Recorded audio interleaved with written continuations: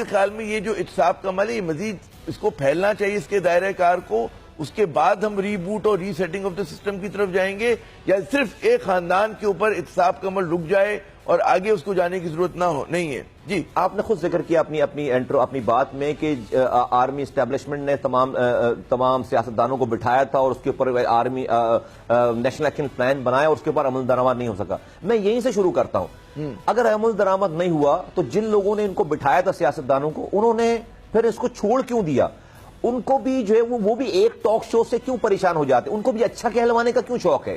ان کو بھی وہ بھی ایک ٹویٹ سے کیوں پریشان ہو جاتے؟ وہ بھی سوشل میڈیا کی کسی کیمپین سے کیوں پریشان ہو جاتے ہیں؟ اگر ان کو یہ پتا ہے کہ وہ نیشنل انٹرسٹ میں ملک کی خاطر کوئی کام کر رہے ہیں تو پھر اس بات کی پرواہ نہیں ہونی چاہیے کہ کوئی ان کو برا کہہ رہا ہے، کوئی ان کو صحیح کہہ رہا ہے. دیکھیں ہم بھی کام کرتے ہیں، ہم نے بھی جو کام کیا ہے، مجھے اگر یہ توقع ہو کہ جی الطاف حسین صاحب میرے لیے اچھا کہیں گے، بھائی مجھے تو وہ اچھا کہیں گے نہیں، مجھے تو برا ہی کہیں، ان کے لوگوں نے مجھے برا ہی کہنا ہے، گالیاں بکنی ہے، مجھے مارنے کی بات کرنی ہے. تو بھائی میں نے ڈیسائیڈ کرنا ہے کہ میں نے یہ کام صحیح اور غلط پہ فیصلہ کرنا ہے یا نہیں کرنا ہے. تو یہ ملک کے ادارے اتنے کمزور کیوں ہیں بھائی کہ ایک ٹاک شو میں جو ہے وہ بیک فٹ پہ چلے جاتے ہیں، ایک ٹویٹ پہ جو ہے وہ پیچھے چلے جاتے ہیں؟ تو ان کو بھی یہ سوچنا پڑے گا کہ بھائی اگر آپ کسی چیز کو ایوالو کروا رہے ہیں، کر رہے ہیں، تو پھر اس کے اوپر پھر پریشان نہ ہو. یہ اچھا کہلوانے، یہ ہمارے اندر اچھا کہلوانے والی بیماری ہے نا. ہم سمجھتے ہیں کہ رات 8 بجے سے لے کر رات 2 بجے تک ٹی وی پہ ہمیں صرف اچھا ہی کہتے رہیں. جب آپ اچھا صحیح کام کریں گے تو آپ اچھا کہلوانے نہیں کہے گا کوئی آپ کو اچھا، اس لیے کہ جس کی گردن پہ پیر رکھیں گے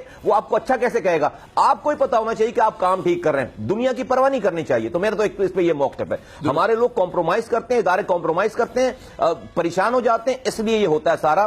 اب آ جاتے ہیں اگلی بات پہ آپ کی عامر بھائی، کہ کیا ایک خاندان کا احتساب ہونا چاہیے؟ بالکل نہیں ہونا چاہیے. یہ تو بہت بڑا کوشچن مارک ہو جائے گا. سب کا احتساب ہونا چاہیے.